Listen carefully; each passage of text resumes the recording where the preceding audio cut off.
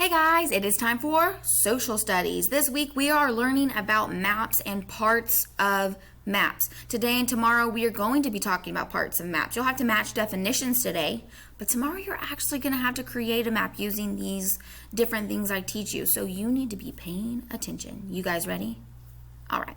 So the first thing, maps normally have 4 elements and they are necessary to read them.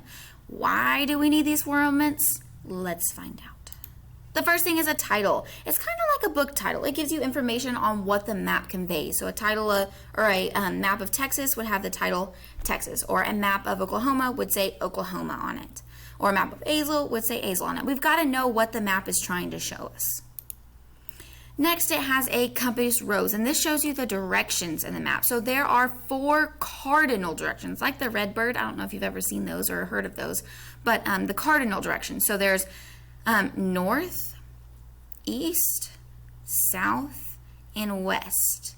So I have a funny little saying. There are so many different ways you can remember north, east, south, and west, but I'm going to tell you 2 of the ways that I've heard it. So I've heard never eat sour watermelon, or never eat soggy waffles. If there's something else that maybe your parents have told you, your grandparents have told you, other teachers, and you like that better, you can remember it that way. I was just giving you a few options. But those are used to show direction. There are also intermediate directions, and those are northeast because it's between north and east, southeast because it's between south and east, southwest between south and west, and northwest between north and west. So this is called a compass rose, and it shows us directions. Next is a legend or a key. This has symbols that stand for things that you might see on a map. Sometimes it explains color. If there's different colors, we're going to work with a map, I believe next week, about the regions of Texas, and it is color coded, and it probably has a key to show us what color is what region. So this is what a key looks like. You see that there are this could be mountains. This is a symbol for river, forest, lake, road, capital, town. I've seen these a lot on maps, and you probably have too, but that's kind of what a map key looks like.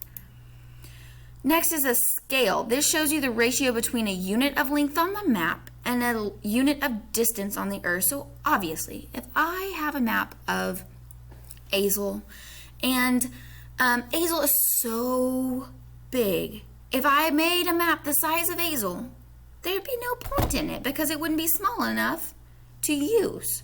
So map makers, they make things on the map smaller than they are in real life, and so that it looks proportional, they use something called a scale. So let's see what that looks like.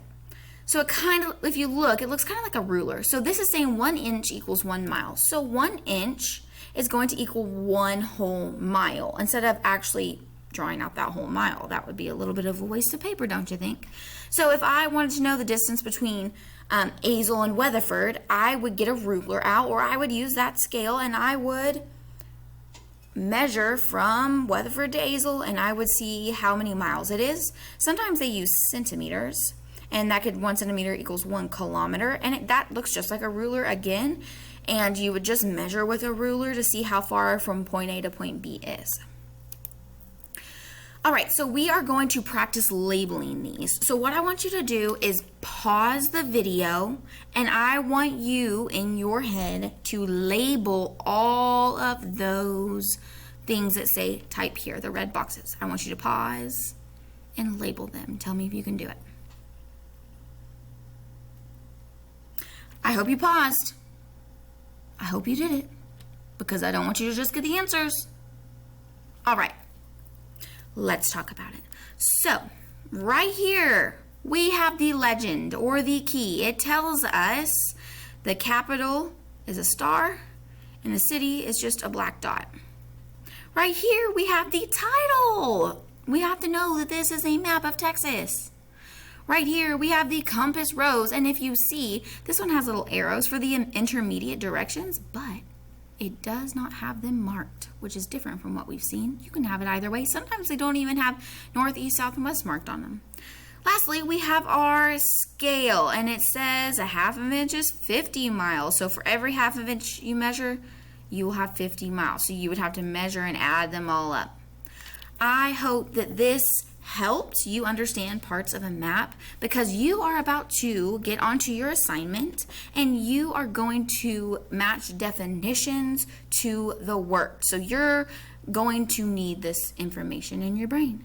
If you need help, log on to Google Meets and I would be so happy to help you. Or if you just have a question about something else, just log on and I will help you. You guys have fun with parts of a map.